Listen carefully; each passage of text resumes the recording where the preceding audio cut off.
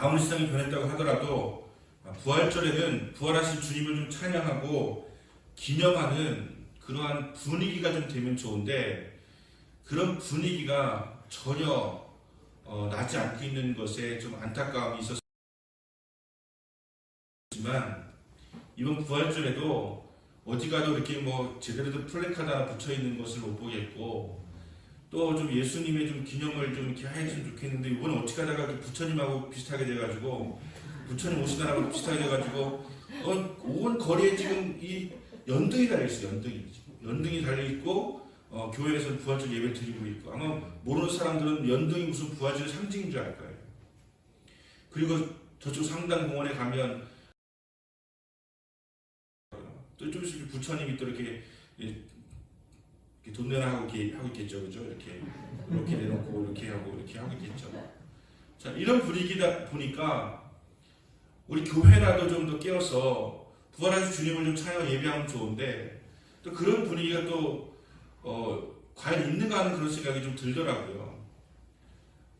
거리제한이 이제 풀어졌다고도 이야기하고 풀어질 것이라고 이야기하는데, 거리제한 풀어지면 교회부터 회복하는 것이 아니라 골프장부터 회복되고, 아니면 등산 가고 바닷가 가는 것이 먼저 회복된다면, 과연 거리제한 풀어지는 것이 하나님의 은혜라고 고백할 수 있는 것인가 하는 생각이 들기도 합니다.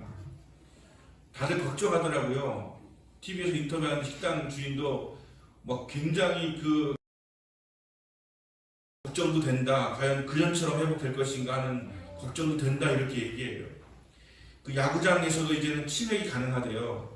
그리고 거리 안 두고 같이 따뜻 붙어가지고 이제 예약 관람할 수가 있대요. 그런데도 지금 이제 절반도 오지 않고 있는 그런 상황을 보고 있다고 하는 것이죠. 아직 어색한 거예요. 다 같이 모여가지고서 뭐 한다는 게 어색한 거죠.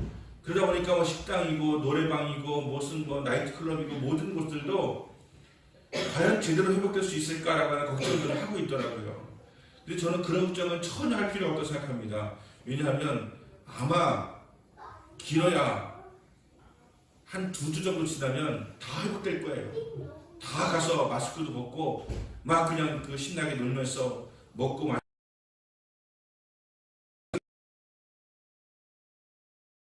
교회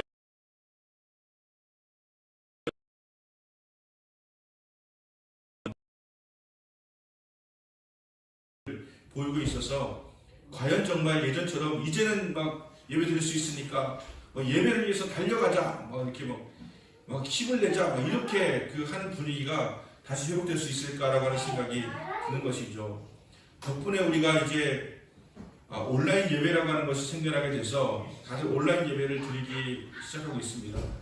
우리 교회 예배도 지난주에 보니까 새벽 예배 영상을 한 30명 가까이 보셨더라고요. 누가 그렇게 봤나, 한 분이 30번을 보신 건가 이렇게 생각이 들었지만, 영상 예배 드리는 것이 이제 자연스럽게 되어가지고요. 그런 분도 있더라고요. 목사님, 저는 그냥 온라인 예배 드리려고요 하더라고요. 이제 가서 예배 드릴 수 있는 상황이 되었어도 그냥 온라인 예배 드리겠대요. 그게 좋대요. 온라인 예배 드려도 되는 거 아닙니까, 목사님? 이제 그냥 온라인 예배 드렸잖아요. 이렇게 이야기하면서 온라인 예배 드리겠대요. 얼마나 참 바뀌어진 세대를 우리가 느낄 수 있게 되어지는 것인데, 과연 바람직한가 생각하면 그렇지 않다고 하는 생각은 저에게 있습니다. 저는 어쨌든 예배는 좀 현장에서 함께 예배하고 함께 기도하고 함께 호흡하고 또 주님의 임재를 경험하면서 이렇게 예배 드리는 것이 좋겠다고 생각하고 있는데, 어쩔 수 없이 드렸던 온라인 예배가 아니라면 이제 나와서 함께 예배 드렸으면 좋겠다라고 하는 것이고, 여기 나와서 함께 예배 드릴 때에 막 기적이 나타났으면 좋겠어요. 하나님, 나와서 예배하는 자에게 주신 놀라운 기적이 좀 일어나게 해달라고 그렇게 기도하는 마음을 가지고 있습니다. 해가지고 막 예배가 회복되면 좋겠는데라고 하는 마음이 저는 치킨집 사장님보다 교회 목사이기 때문에 더 간절함이 있습니다. 그분들은 이제 모임이 해제가 되기 때문에 기대하는 마음도 있고 사모하는 마음도 있겠지만, 그보다 더 기대하고 사모하는 마음이 우리 가운데 있으면 좋겠다라고 하는 것이 이 부활 것입니다. 다행히 오늘은 대통령 당선인께서 부활절 예배를 드리셔가지고 뉴스 한 꼭지에 부활이라고 하는 것, 부활절 예배가 나왔어요. 그런데 어떤 다른 종파도 부활을 축하하지 않는 거 아시죠? 그 스님들이 성탄절이 되면 성탄 축하한다고요. 뭐 메리 크리스마스 붙여놓고 아기 예수 탄생을 축하합니다 막 프레카드 붙여놔요. 부활에 대한 이야기는 하지 않습니다. 부활은 부활에 대한 얘기는 하지 않아요. 부활절 축하한다는 얘기는 없습니다. 부활절 축하한다고 하는 것은 부활하신 예수님을 인정하는 것인데 탄생이야 인간적으로 인정할 수 있을지 몰라도 부활을 인정할 수가 없는 종파는 없습니다. 나라에서도 별로 관심이 없어요. 성탄절 되면 그래도 한 꼭지로 캐롤릭부터 보여주고 막 하면서 예배들이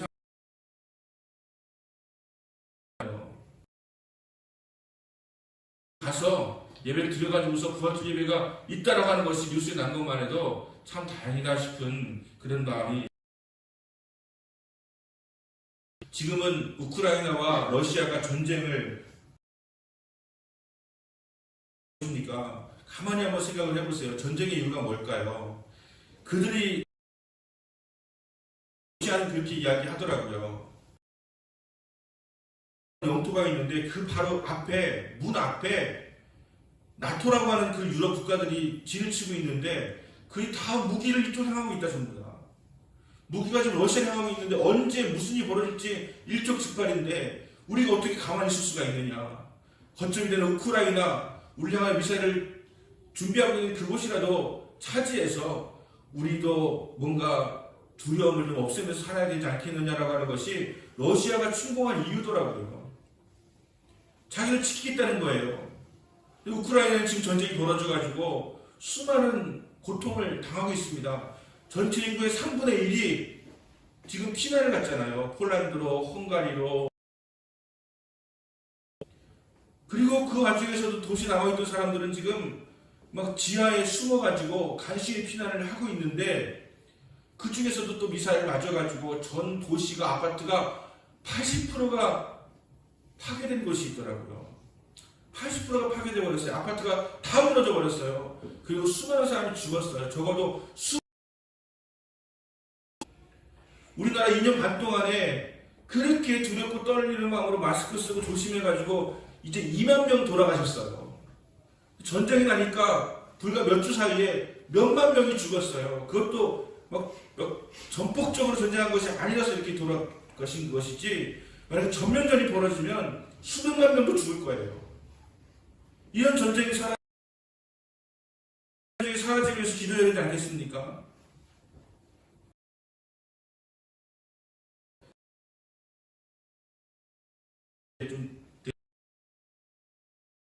얼마나 확실한 건지 부활이 얼마나 분명한 건지 그거에 대한 말씀을 드렸더라고요. 그건 너무나 분명하다, 너무나 확실하다. 근데 언제까지 이런 설교를 해야 됩니까? 여러분 부활을 믿으십니까? 부활을 믿으시면 이제 부활의 능력으로 우리가 살아가는 것에 대해서도 부활이 아직도 참이다. 여러분 왜 부활을 못 믿느냐? 부활에 이런 근거가 있다. 이런 설교하면서 부활절을 보냈더라고요. 그래서 오늘은 좀 부활의 능력으로 좀 회복하자. 부활의 능력으로 살아가려고 합니다. 여러분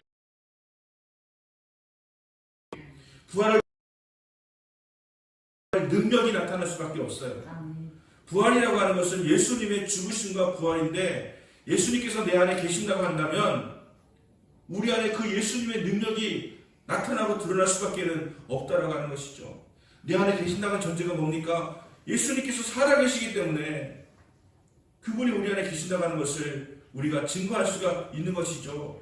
부처님의 정신을 우리가 함께 할 수 있어도 부처님이 우리 안에 계실 수는 없으세요. 그분은 돌아가셨으니까. 급성 소화불량으로 돌아가셨거든요. 그런데 우리는 예수님이 우리 안에 계시다고 믿습니다. 왜냐하면 그분은 살아계시니까. 부활하셨으니까. 우리가 그 전제를 가지고 지금 우리가 예배하고 그분이 우리 안에 있다면 당연히 그 부활의 능력이 우리 안에서 나타나야만 된다라고 하는 것이죠. 부활의 능력은 우크라이나와 러시아의 전쟁이 멈출 수 있는 것이 부활의 능력입니다. 저는 우리가 그런 일이 있을 수가 있겠어. 그건 푸틴이 결심해야 되는 거지. 그렇게 우리가 하지만 그러면서 우리가 기도를 포기한다면 우리는 부활의 능력을 드러내지 못하는 우크라이나에서 전쟁하고 있는 러시아 남자 군인하고 러시아 여자 애인하고 통화하는 장면. 내가 우크라이나 여자를 성폭행했어 라고 이야기합니다. 그랬더니 하래요. 대신에 나한테 말하지만 말래요. 그냥 하라는 거예요. 그냥 성폭행 하라는 거예요. 전쟁하지 않은 여자들도 그냥 우크라이나를 그냥 초토화시키려면 성폭행도 하고 성추행도 하고 하라고 이렇게 하는 거예요. 이런 비윤리적인 일들이 어떻게 있을 수가 있겠습니까? 이게 전쟁이에요. 전쟁이라면 증오하고 내가 죽을까 봐 두렵기 때문에 먼저 총을 쏘고 막 학살하고 공포감을 조성해야 하기 때문에 어떻게든 더 잔인하게 죽이고 이렇게 하는 모습을 보여주는 것이 전쟁입니다. 전쟁은 왜 일어날까요? 전쟁은 러시아가 자기를 지키기 위해서 일어난다고 생각하고 우크라이나가 다시 지키기 위해서 일어난다고 생각하지만 사실은 더 깊이 올라가면 불신입니다. 러시아는 우크라이나를 믿지 못하는 거예요. 우크라이나는 러시아를 믿지 못하는 것입니다. 약속한 거 해봤자 소용없다고 하는 것을 깨달았기 때문에 그들은 일단 안전을 확보하려고 전쟁을 벌이고 있는 거예요. 살려고 전쟁을 벌이고 있는 거예요. 불신인 것이죠. 1930년대에 독일하고 소련하고 독소, 불같이 다른 유럽 나라들이 쳐들어와도 우리는 서로 도와줄지언정 서로 침공을 하지 말자 맺었어요. 그런데 히틀러가 그냥 그거 깨트려버리고 그냥 그 스탈린은 전쟁 나는 그 날까지도 독일이 쳐들어오지 않을 거라고 확신했대요. 여러 가지 어떻게 약속을 했는데 그걸 깨트리고 오겠느냐라고 생각했대요. 근데 히틀러가 그냥 아주 엄청난 전투기를 버렸습니다. 깨져버린 것이죠. 어마어마한 고생을 했습니다. 그 레닌그라드라든가 이런 곳에서 전쟁 벌어졌을 때 엄청나게 많은 사람들이 죽어나갔습니다. 그냥 독일군이 다 포위하고 있어가지고 어떤 신경도 못 들어오게 되었기 때문에 그 안에 있는 사람들이 다 굶어 죽어나갔어요. 몇백만 명이. 그런 일을 겪고 나서 러시아는 더 확실하게 우리를 지키기 위해서 무장해야 된다. 이런 생각을 또 가지게 되었던 건 아니겠습니까? 그래서 지금은 조그만 핵폭탄만 2,000개고요. 커다란 핵폭탄은 더 많은데 지난번에 많이 레이건 대통령 때 많이 줄여가지고서 고르바초프하고 줄여가지고서 줄었지만 핵무기가 얼마나 많은지 몰라요. 그거 다 가지고 싸우면 인류는 멸망하고 말 것입니다. 근데 왜 이런 일이 벌어지냐고요? 왜 그렇게 군비를 확장하고 왜 그렇게 핵무기를 자꾸 만들려고 그러고 왜 그렇게 미사일을 좀 더 강력하게 더 많은 사람을 죽일 수 있는 미사일로 만들어가고 있느냐고요. 서로 믿지 못하고 신뢰하지 못하기 때문에 그런 것이죠. 그런 왜 이 불신과 이런 두려움은 누가 가져다 준 것입니까? 바로 죄가 우리에게 그것을 가져다 준 것이에요. 우리 안에 죄성이 우리에게는 죄가 서로를 불신하고 믿지 못하고 경계하고 하고 두렵고 그래서 전쟁을 벌이게 하고 그래서 살아나려고 하는 것을 우리에게 가져다 준 것입니다. 여러분 죄의 권세를 깨뜨리는 것이 무엇입니까? 바로 부활의 능력입니다. 우리가 서로 믿고 신뢰하고 사랑하고 화목하고 하나 되고 살아갈 수가 있게 되어지는 것이기 때문에 부활의 능력이 바로 이런 의심을 깨뜨릴 수가 있고 부활의 능력이 이런 전쟁을 멈추게 할 수가 있고 부활의 능력이 우리로 하여금 서로 신뢰할 수 있도록 만들어준다고 하는 것을 우리는 기억해야 된다고 하는 것입니다. 부활의 능력은 도저히 사랑할 수 없는 사람을 사랑할 수 있는 것도 부활의 능력입니다. 부활이라고 하는 것은 우리가 있을 수 없는 죽음의 권세를 깨뜨리고 살아나는 것이기 때문에 우리의 삶 속에서 도저히 일어날 수 없는 일이 일어나게 되어지는 것이 부활의 능력인 것이에요. 여러분 도저히 미워서 하고 싶으십니까? 부활의 능력이에요. 나는 죽었다고 선포되었고 많은 사람들이 사주를 봐도 죽었다고 그러고 병원 전문가 의사도 죽었다고 이야기하는데 그래도 다시 살아날 수 있도록 만들어내는 그 능력이 무엇입니까? 부활의 능력입니다. 여러분 앞을 봐도 캄캄하고 뒤를 봐도 캄캄하고 좌우 옆을 봐도 캄캄한데 그래도 다시 한번 살아날 수 있도록 만들어주시는 그 능력이 무엇입니까? 부활의 능력이에요. 도저히 상상할 수 없는 그 일이 벌어지게 되어진 일, 부활의 능력입니다.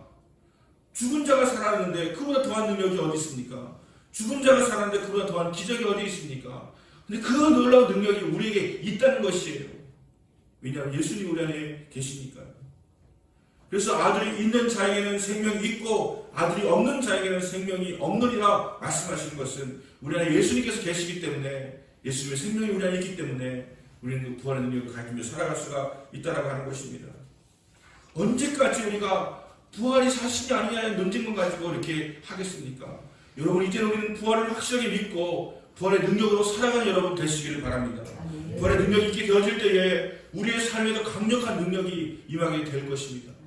우리가 침체되어 있다면 부활의 능력을 오늘 받으셔서 회복되신 여러분 되시길 바랍니다. 예배가 침체되어지고 삶이 무기력해지고 여러분 되는 것이 없다고 생각하시고 소망이 사라져 있다면 다시 한번 부활의 능력을 가지시고 회복되는 여러분 되시기를 예수님으로 축원합니다. 이 일을 행하시는 분은 성령님이시에요. 우리가 스스로 행할 수가 없습니다. 인간이 할 수 있는 것은 죽은 자가 살리는 정도가 아니라 아픈 것도 못 고쳐내요. 근데 성령님이 계시고 부활의 능력이 주님께서 우리와 함께 하신다면 우리는 놀라운 기적을 경험할 수가 있다고 하는 것이고, 침체된 공동체에 들어가서 내가 살려내는 역사, 정말 도저히 정말 회복될 수 없을 것 같은 그런 가정이, 그런 회사가 다시 살게 되어진 놀라운 역사, 이 모든 것이 다 부활의 능력이라고 하는 것입니다. 본문을 함께 봅니다. BC 587년에 느부갓네살 왕이 3차 침공을 해가지고 예루살렘이 완전히 멸망해 버렸습니다. 예루살렘 성전이 모두 파괴되어져 버렸습니다. 바벨론의 포로로 끌려간 사람들은 돌아갈 고향이 망해버려가지고 소망이 없어졌습니다. 소망이. 여러분, 이게 얼마나 두려운 건지 아시죠?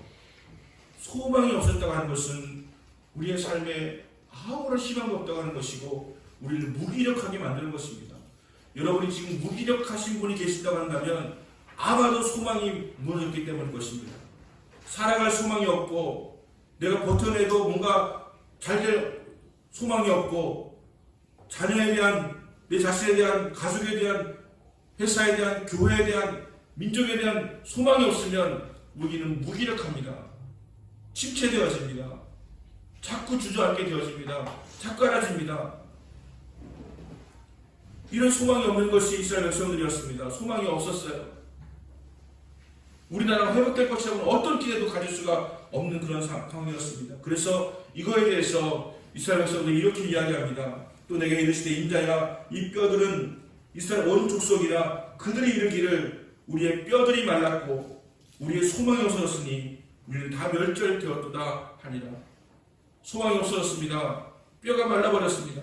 그리고 다 멸절, 소망이 없어졌기 때문에 멸절되었다고 이렇게 고백하였습니다. 그런데 하나님께서 에스겔을 이끄셔가지고 이렇게 질문하십니다. 이 뼈들이 살겠느냐?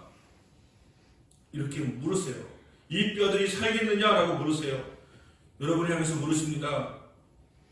너의 영혼이 살겠느냐? 너의 가족이 살겠느냐? 너의 교회가 살아나겠느냐? 너의 공동체가, 너의 사업장이 살아나겠느냐? 이렇게 물으십니다. 그때 에스겔이 대답하죠. 주님께서 아십니다. 주님께서는 아십니다라고 이야기합니다. 여러분, 우리는 어떠한 상황이라도 이거 하나만큼은 하지 않으려고 우리는 작심해야 됩니다. 부정적인 말. 주님께서 이 뼈 살겠느냐라고 했을 때 가능한 이야기입니까, 여러분? 뼈가 어떻게 살아납니까? 뼈가 어떻게 회복됩니까? 뼈가 어떻게 생명이 됩니까? 주님 보시면 알지 않습니까? 우리는 이미 망했습니다. 우리는 이미 뼈다구밖에 안 남았습니다. 우리는 소망이 없습니다. 희망이 없습니다. 절망입니다. 라고 현실을 이야기할 수 있어요. 하지만 주님께서 우리에게 이렇게 기대하시죠. 주님은 하실 수 있습니다. 주님은 하실 수 있습니다. 라고 하는 말을 기대하시는 거예요. 여러분, 어떠한 경우라도 최후의 상황까지 우리가 조심해야 되는 것은 우리는 망했습니다. 우리는 가능성이 없습니다. 소망이 없습니다. 어떠한 경우라도, 왜냐하면 우리는 예수를 믿는 사람이기 때문에, 예수님이 살아계신 것을 믿는다고 고백하지 않았습니까? 부활하신 주를 믿는다고 하지 않았습니까? 부활하신 주님이 살아계시는데, 우리의 절망과 희망을 바꾸실 그분이 살아계시는데, 우리는 어떠한 경우라도 안 됩니다. 우리는 이미 망했습니다. 주님께서 하실 소용 없습니다. 라고 말하면 안 된다고 하는 것입니다. 에스겔은 주님께서는 아십니다라고 이야기했어요. 여러분 참 지혜로운 말 아닙니까? 아브라함도 재물이 어디 있느냐 이삭이 물을 때에 하나님께서 예배하신다 이야기하십니다. 여러분 우리의 고백이 어디 있어 네가 죽어야 돼 이렇게 한다면 다 절망되지 않겠습니까? 우리는 어떤 경우라도 절망의 말을 하면 안 됩니다. 어떤 경우라도 다 망했다고 하는 부정적인 말을 하면 안 됩니다. 주님이 아십니다. 주님 부활에 있다라고 하는 것입니다. 왜냐하면 하나님이 죽은 뼈라도 살리시면 살릴 수 있기 때문인 것이죠. 하나님이 하시면 하실 수가 있기 때문인 것입니다. 에스겔 37장 5절 말씀 보면 소망의 말씀이 들려옵니다. 주 여호와께서 이 뼈들에게 말씀하시기를 내가 생기로 너희가 살리라 너희가 살리라 뼈들 보면서 말씀하시는데 너희가 살리라 이렇게 말씀하시는 거예요. 놀라운 일 아닙니까? 물론 이것은 환상, 에스겔에서 보여준 많은 뼈의 환상입니다. 하지만 실제로 우리 가운데 이런 이 역사가 나타나고 있는 것입니다. 예수님께서 죽은 자 가운데서 다시 살아나셨어요. 지금 그분이 우리 위에 함께 하십니다. 그분의 능력이 우리 안에 있습니다. 그분이 내 안에 계시기 때문에 있다라고 하는 거예요. 우리가 이걸 믿지 않아요. 해놓고서는 살아갈 때 보면은 맨날 푸념하고 원망하고 저주하고 나는 실패했다, 나는 망했다, 나는 소망이 없다, 난 절망이야, 끝이야 이렇게 이야기하면서 살아갑니다. 부활의 주님 내 안에 계신 것을 주목하세요. 그분이 내 안에 계신 것을 주목하세요. 그분께서 말씀하십니다. 이 마른 뼈가 살아나리라. 이 마른 뼈가 살아나리라. 우리가 마른 뼈 같은 상황이라 할지라도 주님께서 우리를 살리신다고 말씀을 하시는 것입니다. 지금 한국교회 성도들의 상태가 마른 뼈라고 저는 감히 말씀을 드릴 수가 있겠습니다. 여러분 마른 뼈 같아요. 전에 어렸을 적에 누군가가 그런 말씀을 하셨거든요. 영적으로 이렇게 보면 뭐 겉으로는 뭐 살도 찌고 뭐 겉으로는 뭐 이렇게 건강하고 뭐 이렇게 보이는데 영적으로 보면 어떤 사람은 이미 막 안 남아있는 그런 상태인 경우가 있다라는 거예요. 지나가는데 보니까 영적으로 보면 막 마른 뼈가 막 굴러다니고 있고 지금 어떤 사람은 튼튼한 사람도 있고 막 이렇게 한다는 거예요. 걱정 마세요. 제가 안 보이거든요, 그건요. 여러분이 어떤 제가 안 보이니까 걱정하지 마세요. 아, 우리 목사님도 다 보시는 거 아니에요? 저 안 보입니다. 안 보이는데 조금 이렇게 기도하다 보면 느껴지는 건 있지만 보이진 않아요. 그래서 여러분이 지금 뭐 말랐는지 뼈밖에 없는지 그건 제가 몰라요. 걱정하지 마세요. 보니까 며칠 전에 그렇게 목사님하고 이렇게 이야기 나눴는데 가까운 교회에 있는데 철야기도 하는데 너무 뜨겁다는 거예요. 막 정말 내 기도가 막 지금 뚫고 올라가는 것처럼 그렇게 뜨겁다는 거예요. 목사님도 그렇게 설교를 또 강력하게 하신다는 거예요. 그래서 야 정말 예전에 순복음교회 모습이네요. 저희들도 같이 막 통성기도 합시다라고 하면 막 기도가 얼마나 강력하게 불이 붙는지 막 아주 안 끝나요.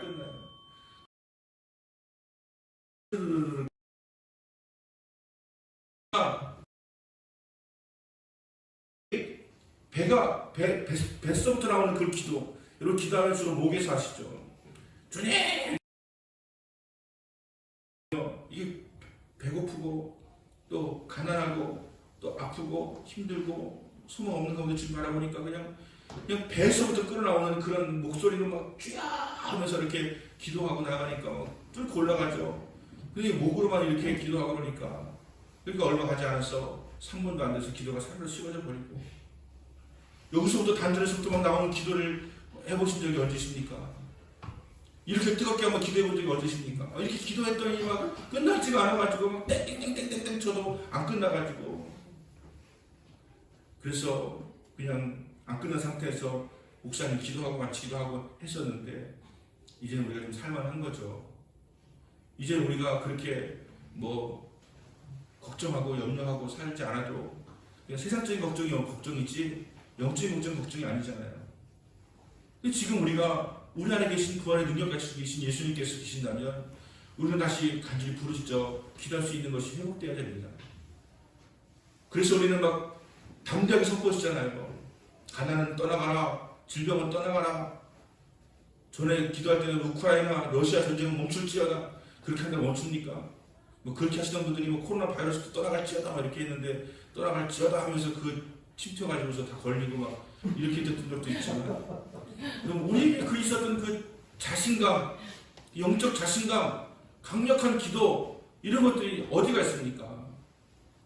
주님을 위한 헌신, 주님을 위해 죽겠습니다라고 고백했던 그런 고백들 다 어디 갔습니까? 이 부활의 능력이 회복되는 여러분 되시기를 예수 이름으로 축원합니다. 부활의 능력이 회복된다고 하는 것은 우리 사회에서 공정과 정의가 회복되는 것, 이것도 부활의 능력이 회복되는 것이에요.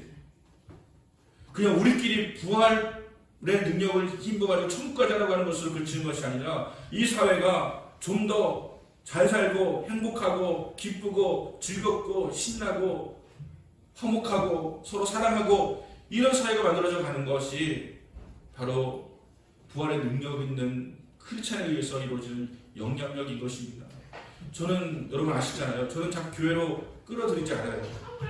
저는 여러분들이 나가서 여러분들의 그런 삶의 터전에서, 사업장에서, 직장에서, 학교에서, 가정에서 크리스찬 영향력을 가지며 살아갈 수 있기를 원해요. 그게 더 중요하다고 생각해요. 여기서 능력받고 여기서 다시 한번 돌아보고 여기서 다시 한번 자성하고 회개하고 힘을 얻어가지고 여러분의 삶의 터전에 나가서 힘있게 능력있게 여기를 원하는 것이 저의 목회 방향이에요.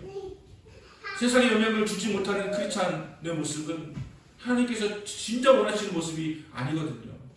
근데 아직까지는 교회에서만 막 신나고 찬양하고 막 능력 있는 것처럼 보이는데 세상에 아무 영향력을 주지 못하고 있지 않습니까? 우리 세상에 영향력을 주는 크리스찬이 되시길 바라고 이것이 부활의 능력인 것을 믿으시길 바랍니다.